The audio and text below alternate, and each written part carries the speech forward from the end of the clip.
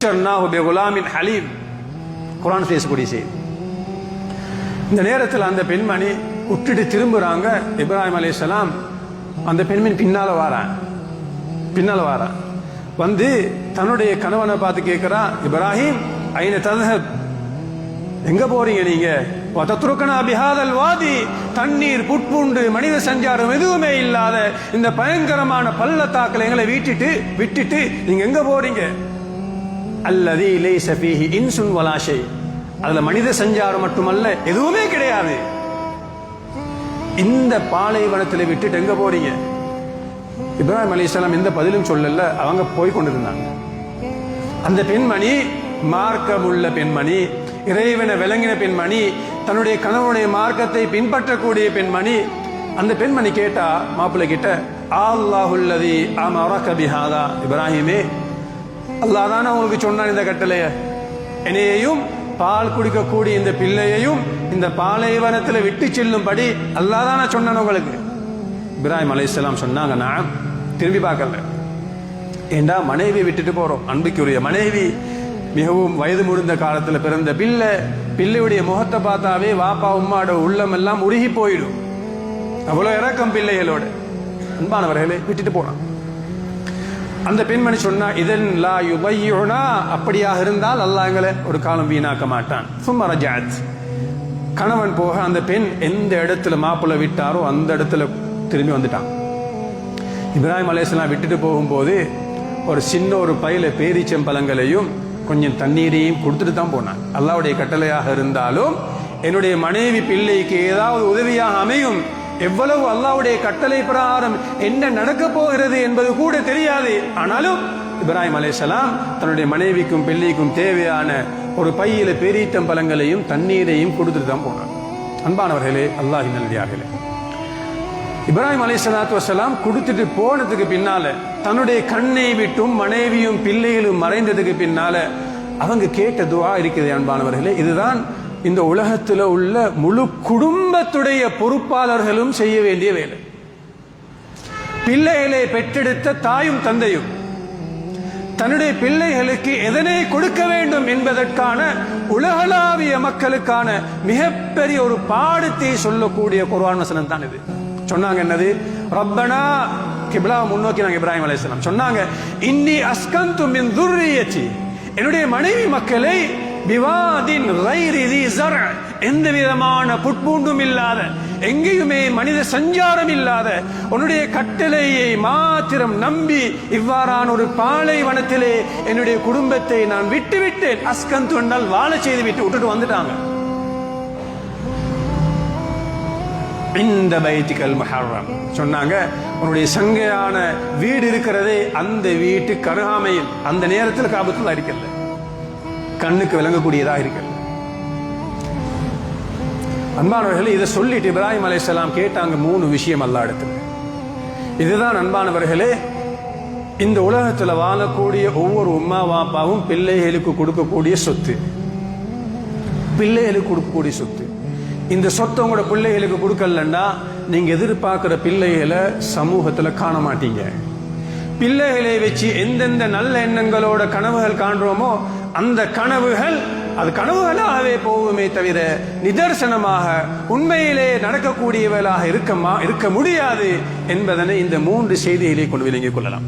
சொன்னாங்க, முதலாவது இப்ராஹிம் அலைஹிஸ்ஸலாம், ரப்பனா லியுகீமுஸ் ஸலாஹ், ரப்பனா லியுகீமுஸ் ஸலாஹ், யா அல்லாஹ் என்ற குடும்பம் நான் புட்பூண்டு இல்லாத, மனித சஞ்சாரமே இல்லாத, எந்த விதமான பொருளும் இல்லாத, அவங்க சாப்பாட்டுக்கு என்ன செய்வாங்கன்னு கூட தெரியாது, நாளைய நாள் என் மனைவிக்கும் பிள்ளைகளுக்கும் என்ன நடக்க போகிறது என்பது கூட அல்லாஹ்வுடைய கதிரிலே உள்ள விஷயம், அதனை கூட சொல்ல முடியாது, அல்லாஹ் அறிவித்து கொடுக்கவும் இல்லை. இந்த நேரத்தில் கேட்ட துஆ முதலாவது, ஏண்ட குடும்பத்தில் யா அல்லாஹ் நான் எதிர்பார்க்கிறது தொழுகையை நிறைவேற்றக்கூடியவர்களாக என்னுடைய மனைவி மக்களை ஆக்கித்தாயா. முதலாவது துஆ.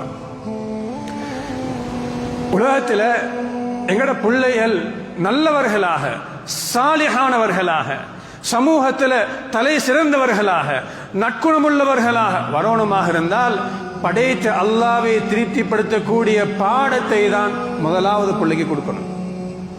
முதலாவது கொடுக்கணும். ரப்பனா லியுகீமுஸ் ஸலா, அல்லாஹ்வை விளங்கியிருக்கிறான், அல்லாஹ்வுடைய கடமையை புரிந்திருக்கிறான், அல்லாஹ் தான் என்னை படைத்திருக்கிறான், அவனுக்குரிய கடமையை மௌத் வரைக்கும் செய்ய வேண்டும் என்கின்ற பாடத்தை கொடுப்பது ஒவ்வொரு உம்மா வாப்பாவுக்கும் உரிய தலையாய கடமை, முதன்மை கடமை. அன்பான இந்த கடமை அலிஃபாத்தாவோடு முடியறல்ல, கோவிச்சு கொள்ளவான செல்றண்டு அலிஃபாத்தாவோடு இந்த கடமை முடியறல்ல.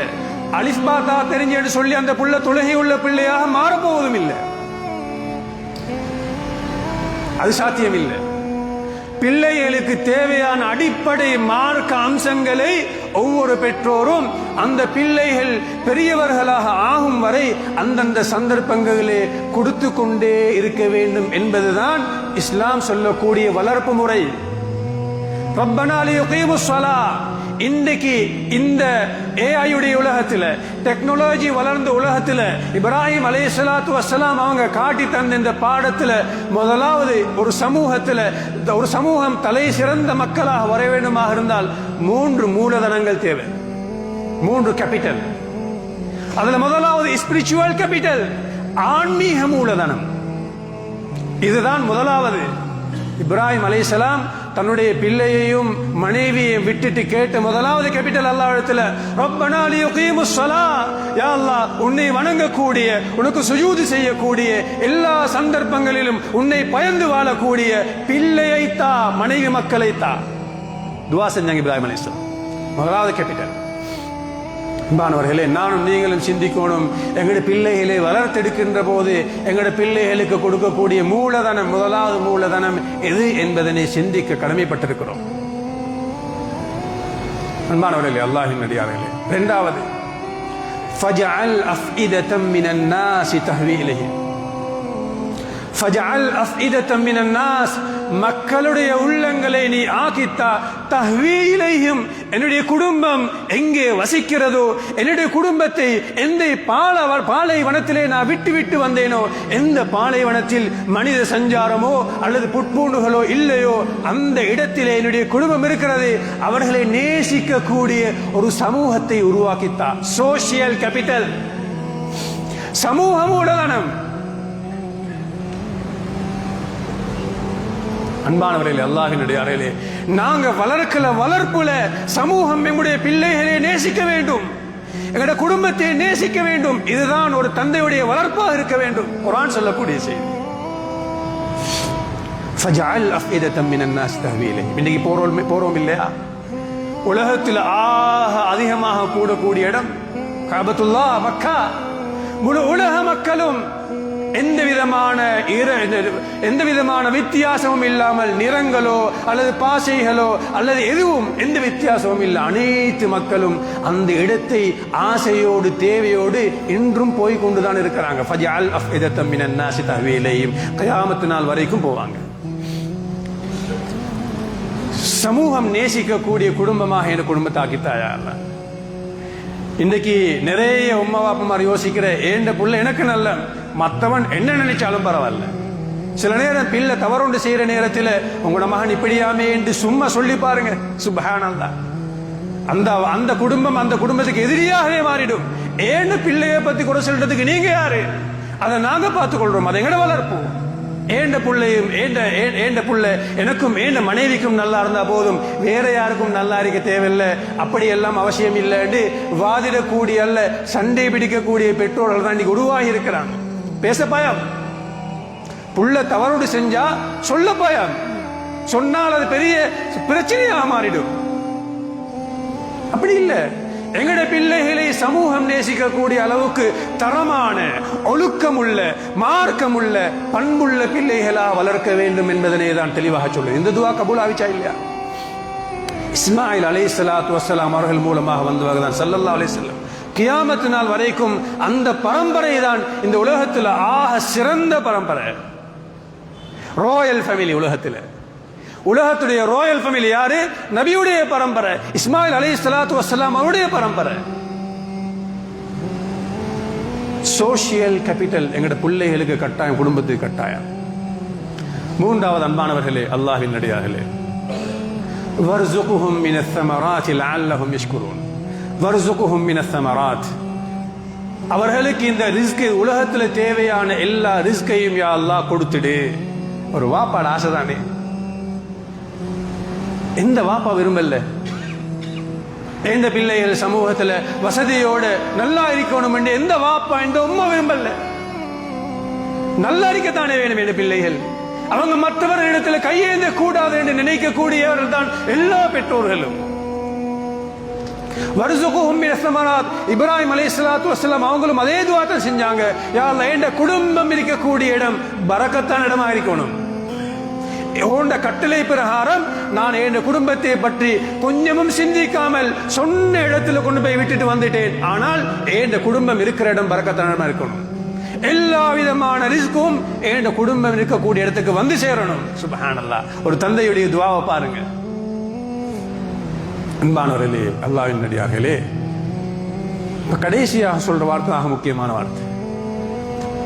தந்தையும் தகப்பனும் பிள்ளைகளை வளர்த்தெடுத்ததுக்கு பின்னால தந்தை மரணிக்கின்ற போது தந்தையுடைய ஜனாசா வச்சு கொண்டு புள்ள இல்ல சொல்லணும். தந்தை ஜனாசாவாக இருக்கிறாரு, நீங்க எல்லாரும் இந்த இடத்துக்கு வருவோம். எங்களை நாங்க யோசிச்சு பார்ப்போம். நான் ஒரு ஜனாசா என்னைய வளர்த்தாட்டி வச்சிருக்கிறாங்க, எந்த பிள்ளைகள் ஜனாசாவை சூழ இருக்கிறாங்க. இந்த நேரத்தில் கவலைதான், பிள்ளைகள் என்னைய பார்த்து என்ன சொல்லணும்? எப்படா மௌத்தா போவார் என்று இந்த சொத்தை பிரிச்சு கொள்றதுக்கு இன்றைக்கு பிள்ளைகள் நிதர்சனம். செய்திகள் சொல்லதாக இருந்தால் இந்த நேரம் போகலாம். பிள்ளைகள் வெளியால் அழுதாலும் உள்ளத்தால சொல்றாங்க, இந்த எப்ப மௌத்தா போவன் இருந்த நாங்க எங்களோட சொத்தை பிரிக்கிறதுக்கு உம்மா வாப்பாட நடவடிக்கை சமூகத்துல வாழ்ந்துட்டு போன முறை. வாப்பா மௌத்தாவி இருக்கிறார் வாகனத்தில். உலகத்துல இலங்கையில நடந்த செய்தி. வாப்பா மௌத்து வாகனத்தில் போன வழியில ஜனாசாவை கூட வீட்டுக்கு கொண்டு வரல. பிள்ளைகள் வீட்டுள்ளுக்கு ஜனாசா வைக்கிறதுக்கு இடம் செய்யல. சொத்தை பிரிக்கிறதுக்கு சண்டை பிடிச்சு கொண்டு இருந்தாங்க. கோடீஸ்வரர். ஏன் தெரியுமா? ஃபர்ஸ்ட் கேபிட்டல் ஸ்பிரிச்சுவல் கேபிட்டல், ஆன்மீக மூலதனம் பிள்ளைகளுக்கு வழங்கப்படவில்லை. பொருளாதார மூலதனம் வழங்கப்பட்டது. கடைசி இருக்குது தாராளமாக, எவ்வளவு வேணுமோ அவ்வளவு இருக்குது. ஆனால் ஆன்மீகம் இல்ல, மார்க்கம் இல்ல, இறைவனுடைய கட்டளை அதை பத்தின எந்த விதமான சிந்தனையும் இல்ல. இந்த சந்தர்ப்பத்தில் பிள்ளைகள் வழி தவறி போயிருக்கிறாங்க. இந்த பிள்ளை யார் செய்தது? உம்மா வாப்பாட பிள்ளை. அன்பானவர்கள் என்ன சொல்லுவாங்க? வாப்பா இருக்கிறார் ஜனாசாவாக, பிள்ளைகள் வாப்பா பார்த்து என்ன சொல்லணும்? அன்பானவர்களே, அல்ஹம்துலில்லாஹ் வாதம் வரைக்கும் அல்ஹம்துலில்லாஹ் சிறப்பாக வாழ்ந்தாரு. வாழ்ந்ததுக்கு பின்னால நாங்க கஷ்டப்படக்கூடாது என்பதால எங்களையும் மார்க்கத்தை சொல்லிக் கொடுத்து, இறைவனுடைய செய்திகளை சொல்லிக் கொடுத்து, இஸ்லாத்தை சரியாக காட்டி தந்து, இன்றைக்கு எந்த விதமான பிரச்சனையும் இல்லாம நல்ல மனிதராக போய் சேர்ந்துட்டாரு. ஜஸாக்குமுல்லாஹு ஹைரன் வாப்பாவே என்று சொல்லக்கூடிய அளவுக்கு வாப்பட ஜனாஸா இருக்கும். லஅல்லஹும் யஷ்குரூன்.